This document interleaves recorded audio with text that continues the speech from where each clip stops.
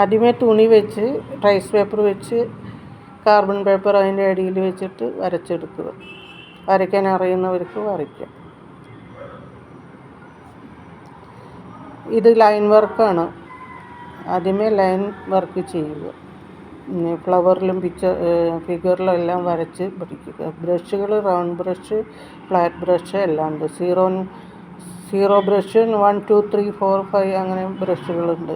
അത് ഫ്ലാറ്റും റൗണ്ട് ബ്രഷും ഉണ്ട്. ഫ്രെയിമിൽ തുണി നന്നായി ടൈറ്റ് ചെയ്ത് വയ്ക്കുക. ഫാബ്രിക് പെയിൻറ്റ്, സാദാ പെയിൻറ്റ് ആദ്യമേ ഉപയോഗിക്കുക. ഒരു പഴയ തുണി എടുത്ത് വയ്ക്കണം. ബ്രഷ് പിടിച്ച് പരിചയമില്ലാത്തവർക്കാണ് ഇതുപോലെയൊക്കെ സിക്സാഗും ഡാഷും ഡോട്ടിടലും എല്ലാം ചെയ്യേണ്ടത്. അത് പ്രാക്ടീസ് ചെയ്യാൻ വേണ്ടിയിട്ടാണ്. അത് കഴിഞ്ഞ് ഫ്ലവർ ലൈൻ വരയ്ക്കുക. അത് ലൈൻ വരച്ചിട്ട് പഠിക്കാൻ വേണ്ടിയിട്ടാണ് ഇങ്ങനെ ചെയ്യുന്നത്.